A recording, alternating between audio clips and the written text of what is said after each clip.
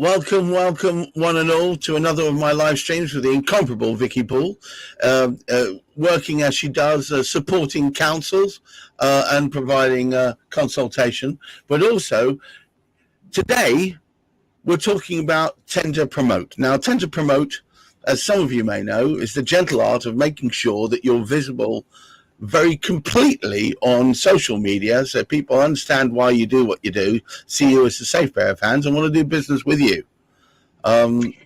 Exactly right. Now, for those of you who've been tuning in regularly, you'll know that Gareth and I are doing a bit of an experiment over the last couple of weeks. So earlier in the year, we stopped posting on social media, on LinkedIn. I stopped posting for 32 days and Gareth stopped posting for a week. And we are pursuing a specific activity in order to increase our SSI back into that magic number, which is 75. Now, for those of you who are relatively new to this live, the SSI on LinkedIn is your social selling index. And depending on your number, you will appear higher or lower in your prospect's LinkedIn feed. And why are we focusing on SSI? There are a whole load of LinkedIn experts out there who are telling you that you need to do one thing and not others, or you need to focus on one particular kind of post and not others. And LinkedIn Lives, in particular, LinkedIn Lives, were the be-all and end-all of making sure that your profile got seen. Now, Gareth and I, we both stopped posting earlier on in the year, and we just did lives with ourselves and with other people, and both of our SSIs went down. Dropped like a stone. I am still in recovery. So my SSI went from 76 down to 53, and it is just tipped to 60. So I've been gradually increasing for the last 4 or 5 weeks, and I've now hit 60. A bit like interest rates. They're quite quick to pull them up, but quite slow to pull them down. Let me talk you through. I'm going to spend the next 10 minutes or so talking through a number of ways. I've charted together and created a list in my own right of a number of different ways that you can use to boost your LinkedIn. And these are things that are done but behind the scenes if you're represented by Tend to Promote. So these things happen whether you like it or not. So I'm going to talk you through them. The most fundamental of which is, of course, completing your profile. A lot of people leave parts of their profile out, maybe don't even put a banner up, maybe don't even put a profile image up. These are critical. It needs to be completed. It needs to be completed in such a way that people can see and understand rapidly what it is you can do. So make sure it's complete 100%. Include some say a professional photo. I say a photo that follows the following rules: facing forward, smiling broadly with a plain background, looking to engage with the person at the other end. No side shots, no shots with your ex-partner's arm around your shoulder, no ones with cats, snakes, as I saw in one case, a spider. Just make it nice and obvious and plain and easy. Publish regularly, between 2 and 4 times a week is about right. This can be original posts, articles, or even you can reshare other people's work, as long as it's relevant and establishes your authority. There are some groups on LinkedIn. Join groups if you feel like it that are relevant to you. So if you work in a specific sector, join in that group. Endorse others. That endorsing them is quite important. You endorse them for their skills. Try and pick the skills you think are relevant to them. So if the skills don't show on the top surface, you may find it says click here to see more skills. Pick one of those that you think are relevant to them. So if it says on the top surface chicken sexing and you think they're actually a marketeer, look for ones to do with marketing. Collect recommendations. My goodness, how this important. Now, recommendations are the first way in which someone can see that you are relevant, but also, more important, it's a tiny little proof. It's social proofing that not only are you putting out that you can do a certain thing, but others agree that you can do that thing and will provide the result. The most important word in a recommendation is the word recommend. If it doesn't say that in there, it's possibly more like a slap on the shoulder rather than a recommend. Yeah. Shall I carry on, or have you got any comments to make so far? Well, Of the comments that I have, I think the first one that jumps to the top of the list is regularity of posting. Absolutely. So with all things algorithmic, they like things to happen over a certain time frame. So if it's 2 posts in an article a week, then it's 2 posts an article a week. If it's 1 article a month and 3 posts, then that's what needs to happen. And it's what happens for you in your profile, because LinkedIn likes it to be regular. And there are certain matrices that need to occur within LinkedIn. It's logical it should be regular, really. It's logic, because what LinkedIn is looking for is regular and consistent engagement. So you are more likely to be scored and promoted within LinkedIn more favorably if you are consistent in your 1 article and 3 posts a month than someone who is 10 posts in 3 days and then nothing for 2 weeks, because they're in and out of the application, they're in and out of the platform. So it's very important to pick a posting schedule that's right for you, and also making sure that the content complies with LinkedIn's algorithm. Because if your post is very pushy on sales, or there's no clear call to action, or the LinkedIn bot doesn't necessarily know how to categorize it within its own matrices, it will score you down. So I think we're going to talk about content of posts next week. In the structure that they can follow. So tune in for that one. Yeah, but what I want to really say is, if you are people who are engaged with you, you need to respond rapidly. LinkedIn algorithm really looks for this. If you hang around for a day or 2 before you respond to somebody saying, can you tell me more about this? Or what do you think about this? Or even if they've said, I don't like this, they're looking for any kind of response. Ideally within 90 minutes of the comment being made. Also, I'd say make sure that you use the relevant keywords both in your posts and in your profile when you're putting them out. Not going to detail about the content, but making sure you use keywords in there that are relevant to the vertical you represent, because that way you'll be found. When people are searching, the SEO works by looking for keywords inside content, so make sure they're there. Make sure that you are personalizing your connection requests. It's nothing worse than somebody sending a connection request that either says something as bland as I just want to extend my network, or it just there's no moat at all.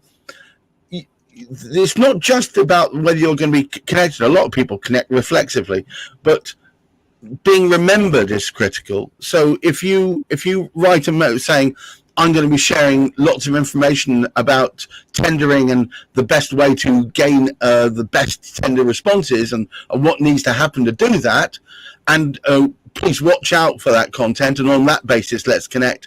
Or once they've connected, if you then responded by saying, so glad you connected, I will be sharing X, Y, and Z, please look out for it, you're going to get a much more favorable response. I've got a couple of other things. Exactly right. Yeah. So just jumping in there. So Gareth and I spoke quite a lot last week on the process of extending connections and connection requests.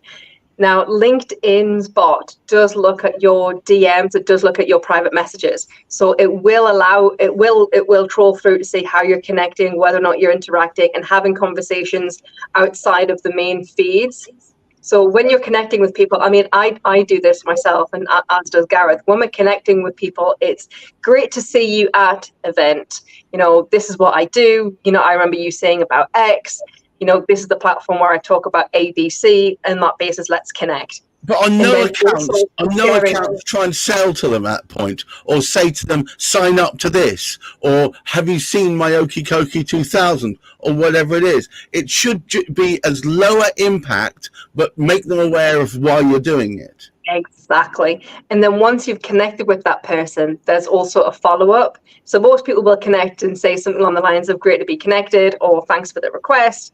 And that's where you get to extend your own thanks. So, hey, Gareth, great, thanks for connecting. I love what you do on LinkedIn. I'm really looking forward to seeing your posts on SSIs or in your conversation with Vicky. And it just steers the conversation. Gareth adds in something else into his, because he's a little bit more fanatical about this than I am. I do.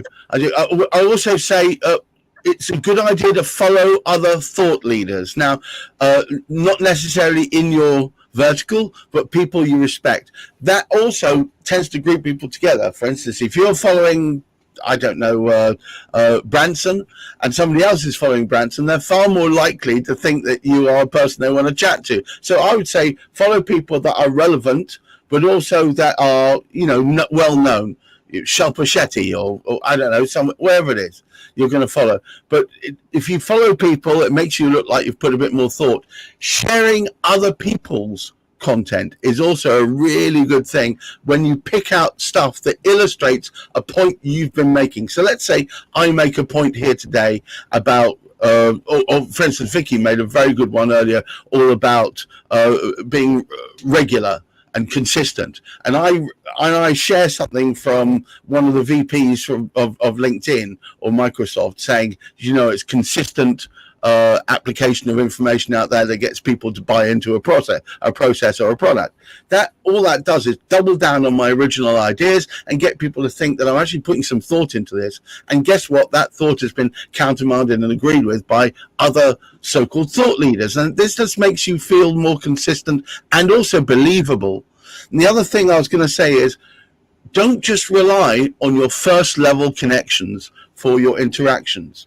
Look at the people they're connected to, and if you have made a proper connection with someone, let's say I look through connections that I share in common with Vicky, right?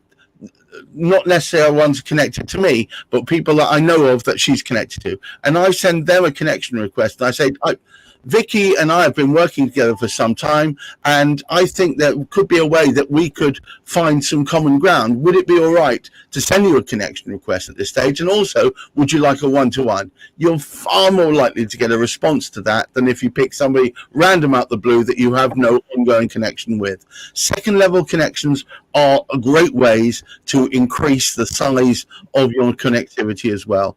And of course, and this is going to sound like obvious, monitor your SSI score. I would say at least monitor it once a month. Look at it. If you watch it too often, it's a bit like watching a kettle boiling. There will be minor variations every week.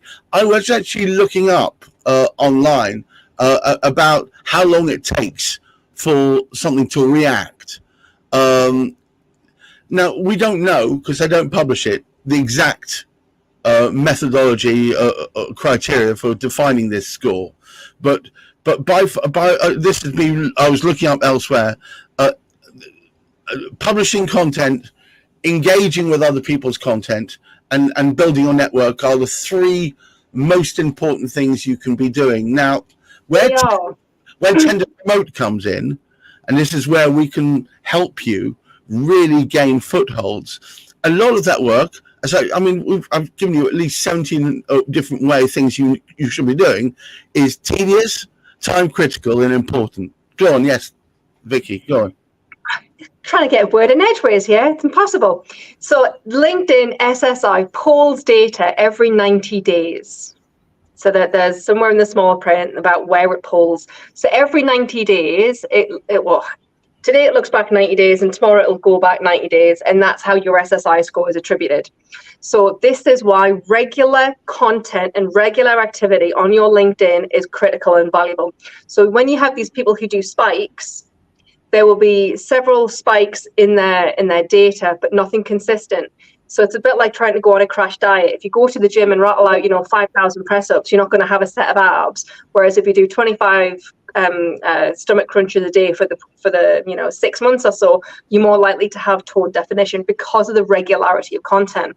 Now, we all know that when we are busy at work, all of the softer things, all of the strategy and the development, all of the media content slides. And this is where Tender Promote adds value and adds something in. So whether it's making sure that the minimum standards are maintained on your profile, for example, posting once or twice a week in order to keep your profile active, then you can go in there and add on all of the flares that you wish to do, posting at the weekend, chatting, making your own connections. And what we do is we keep the lights on. So that's one of our products. We keep the lights on, and then the other side is the full promotion. On the full promotion side, we perform all of the activities that LinkedIn expects you to perform in order to enhance your SSI. So all of the activities that we do and we instigate is with the sole purpose of increasing your SSI. And we always say to our clients, leave it a minimum of 3 months. Why 3 months? Because that data is pulled every 90 days. So if you start with us in June, we ask to leave it until September before taking any judgment calls on what the next steps are. Because after we've been doing 90 days worth of content, which we know meets all of the LinkedIn criteria, all of those 4 main objectives, then we know that we are going to be getting you into that place where you are receiving the highest SSI score possible, if not 75 and above, because that 75 number is the magic number. It allows you to appear in other people's feeds, and that is critical for business development and business growth opportunities. And I'm really conscious that we could talk about this for hours, Gareth. No, so why don't we connect somebody to some resources, and then we'll leave it there, because we are probably cracking into people's afternoons now. Possibly. All right, so I'm going to put up a couple of bits of information. Scrolling along the bottom, in just a moment, it's going to be a link to tenderresponse.co.uk/resources. So in this link, you'll find a document at the bottom of the page called SSI Index. And in there, I give you the 5 tools of how you can improve your own LinkedIn SSI. Now, if you're a bit like me and you've had a quick look at your SSI score and you go, oh, that's a bit pokey, I want to do something immediate with it now, drop me a message. Thank you very much, Gareth. The message is up on there. The team, I have a team of people who work on LinkedIn specifically, will hop on and we're able to answer any of your questions that you've got there. Or if all of that's not quite for you and you want a bit of time with me and Gareth, that's absolutely fine. Pop a note in that number and we'll pop you across the calendar link, and you can book in for an hour complimentary time with Gareth or I, and we will show you what you can do immediately on your LinkedIn to start having a positive impact on your SSIs. So I hope that's been useful for anybody watching. Please watch out. We'll be doing more of this next week and talking more about communications, I believe, tomorrow. Until then, bye-bye all. Bye, everybody.